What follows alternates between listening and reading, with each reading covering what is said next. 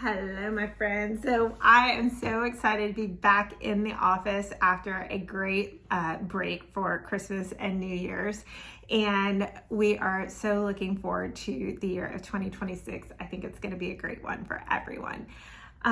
What I wanted to talk to you today about is deed fraud. And the reason why I want to talk to you about it is because something happened, and kind of want to go over it with you. I'll share a few screenshots with you, but there are so many hands typically in a traditional real estate transaction that kind of touch the file when it comes to transferring the property into another person's ownership. But unfortunately, sometimes the fraud still happens. Sometimes there's not a title agent involved, and sometimes there's not a real estate agent involved. But anyone, John Q. Public, Jane Q. Public, can file a deed in the clerk's office. And unfortunately, a lot of times those deeds are not quite right. We see a lot of title issues when people who are not experienced file those type of deeds, but we also do see fraudulent deeds.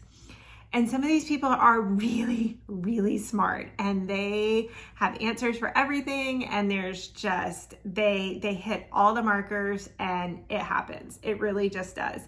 Some of these are not so smart.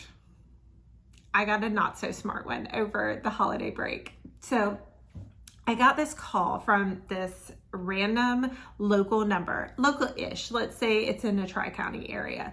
And I was like, oh, it's a local number. Let me answer, see what's going on. It's randomly over the December, January kind of break there. So I answer, and this guy says, hi, my name is, I don't even remember how he introduced himself now,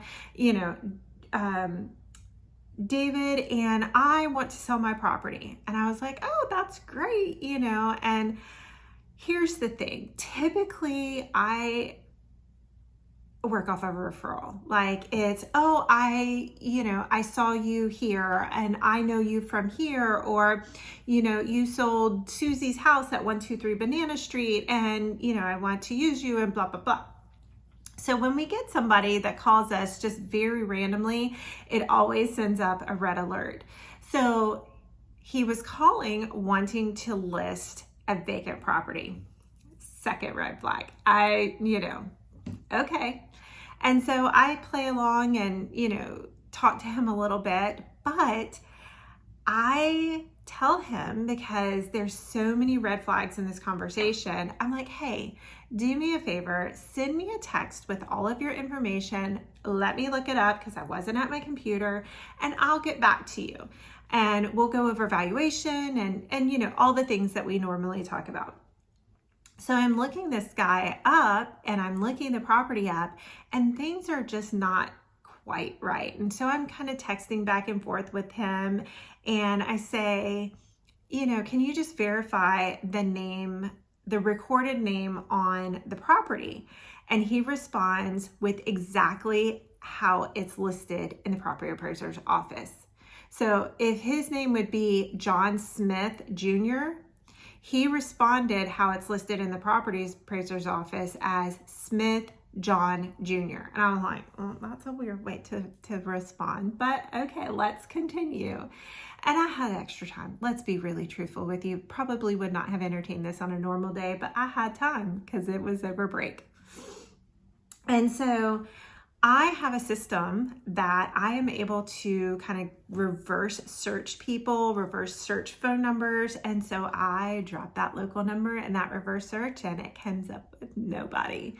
And I was like, this is weird. So I reverse searched the actual property owner, and he lives in Michigan.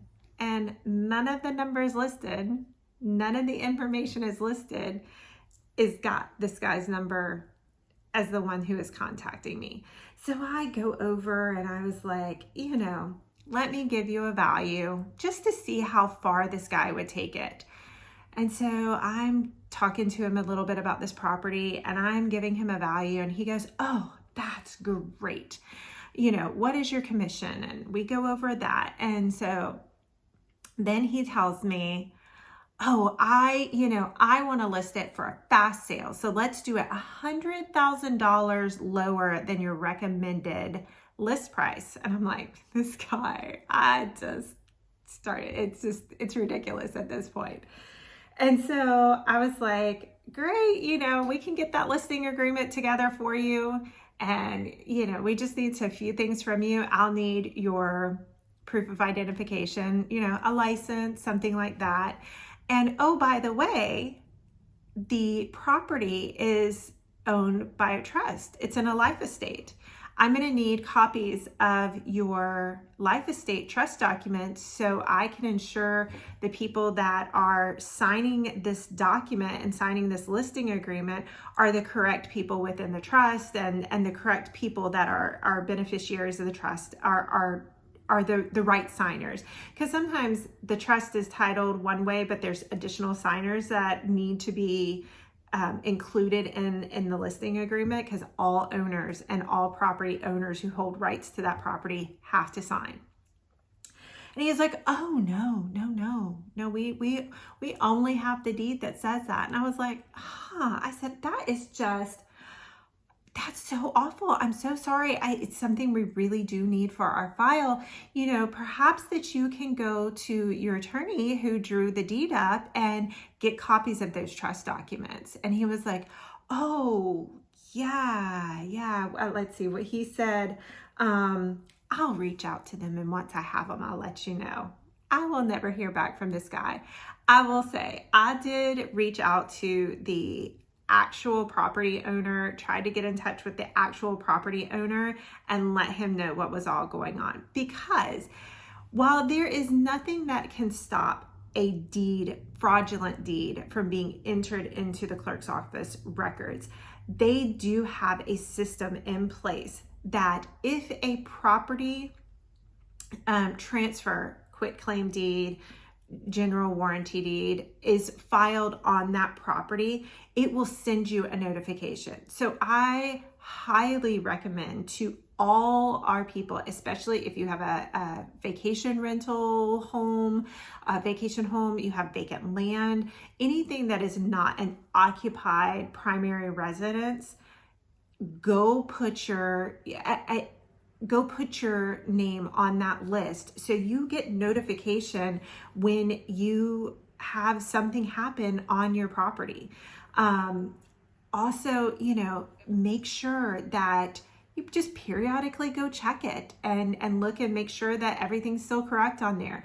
You should be getting mail from the tax collector's office, from possibly the property appraiser's office. You should be getting notification, your tax notifications and your tax bill. Those come at 2 separate times. So you should be getting some bills and some paperwork on the property throughout the year. And so just if you're not getting those, definitely check and go, okay, why didn't I get those? Typically we get one late in the year and then January-ish, December, January.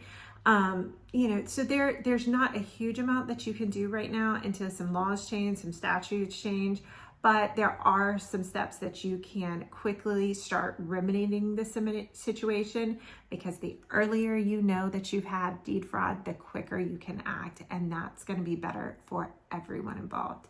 So if you have questions about this, or want to tell me your stories, I love to hear them.